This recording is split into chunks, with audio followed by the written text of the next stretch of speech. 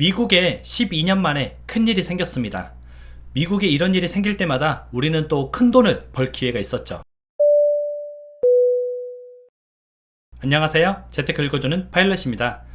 우리가 살면서 큰 돈을 벌 수 있는 기회가 많지 않습니다. 그런데 어젯밤에 긴급하게 들어온 뉴스가 또 우리에게 그런 기회를 줄 수 있는 뉴스지 않을까 그렇게 생각을 해보고요. 자세한 내용을 오늘 한번 쭉 알아보면은 미국의 위기가 우리한테는 정말 큰 기회구나 라는 것을 아마 아실 수 있을 겁니다.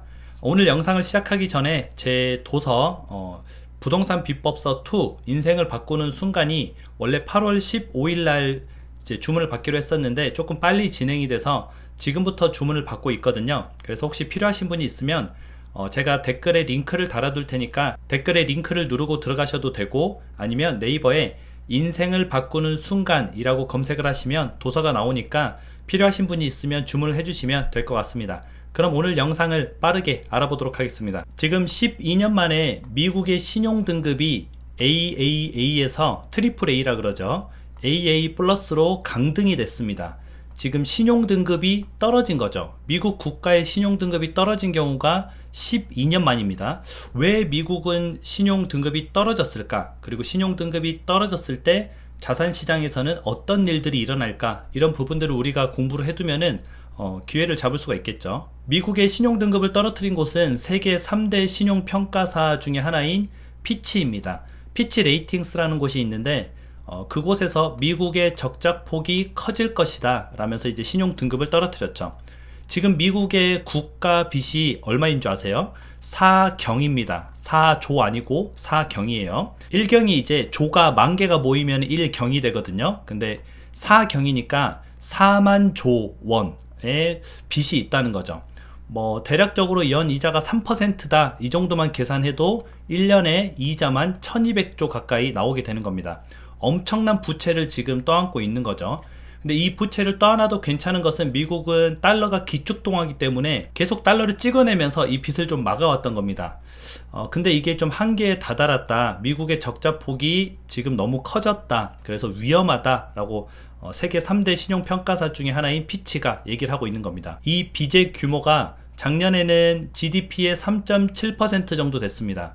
그런데 올해는 미국 GDP의 6.3% 정도로 2배 정도 이제 빚의 규모가 뛰어오르는 거죠.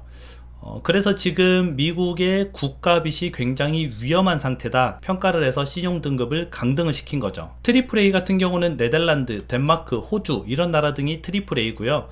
AA 플러스 같은 경우는 캐나다, 핀란드, 뉴질랜드 이런 나라들이 AA 플러스 수준입니다. 그러니까 미국이 지금 캐나다랑 동급이다 이렇게 얘기를 나오고 있는 거죠. 미국 입장에서는 그렇게 기분이 좋진 않을 것 같아요.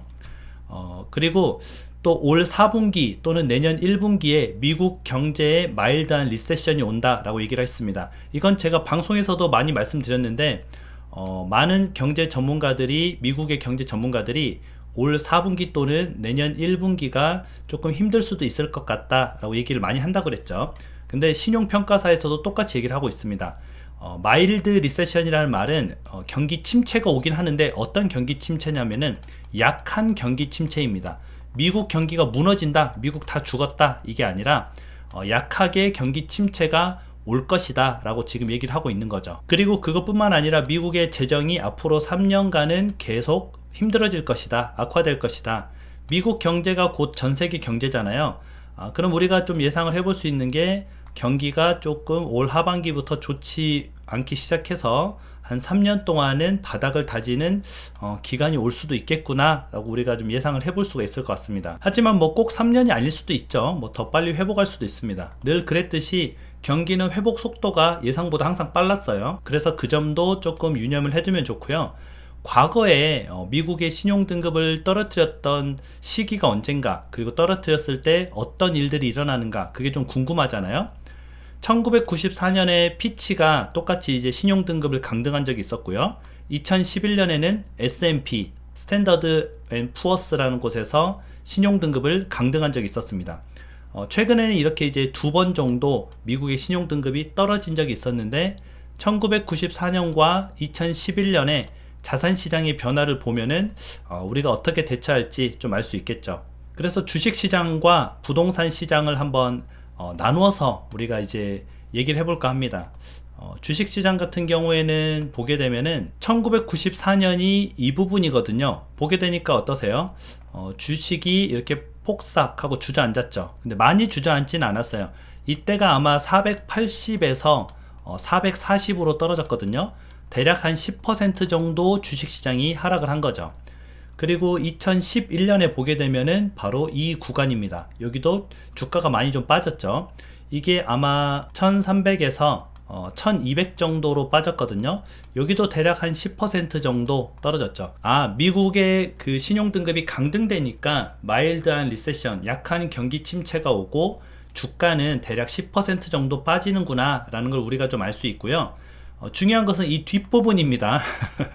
주가가 이렇게 빠졌어요. 그런데 이 뒤에는 경기가 회복되면서 주가가 엄청난 폭으로 상승을 하죠. 그래서 제가 이걸 말씀드리고 싶은 거예요. 그럼 이렇게 경기 침체가 오고 난 이후가 우리가 또 한번 기회가 될 수 있구나 라는 걸 주식시장을 통해서 한번 배웠고요. 부동산 시장에서 보게 되면 1994년이 여기인데 이때는 뭐 오히려 약간 올랐나? 별다르게 크게 뭐 내려가진 않았어요. 그런데 2011년에는 부동산 가격이 이렇게 좀 떨어졌죠. 물론 이렇게 떨어지고 나서 그 뒤에 또 이렇게 올랐습니다. 그래서 우리가 이 사례를 보고 나니까 뭘 알 수 있냐면 미국의 신용 강등 뒤에는 회복하면서 강한 상승장이 동반돼서 나왔습니다. 그러면 이게 우리한테 또 기회가 될 수 있다는 거죠. 미국의 신용 강등으로 마일드한 리세션, 약한 경기 침체가 오고 난 이후에 경기가 회복되면서 자산시장의 가격이 회복이 되더라. 그러면 이게 우리에게 12년 만에 오는 기회가 아닐까라고 저는 좀 생각이 들고요. 그래서 우리가 좀 경기에 대해서 관심을 가지고 좀 지켜봐야 되고 우리나라 경기만 보지 말고 전 세계의 경기를 한번 좀 지켜보는 그게 좀 중요할 것 같습니다. 그래서 이렇게 항상 공부를 하면은 여러분들한테 어떻게든 기회가 오는 것 같아요. 이번 기회 때는 우리 열심히 공부를 해서 한번 잘 잡아서 우리 모두 경제적 자유를 이루면 좋을 것 같습니다. 그리고 제가 새로 만든 채널이 있거든요.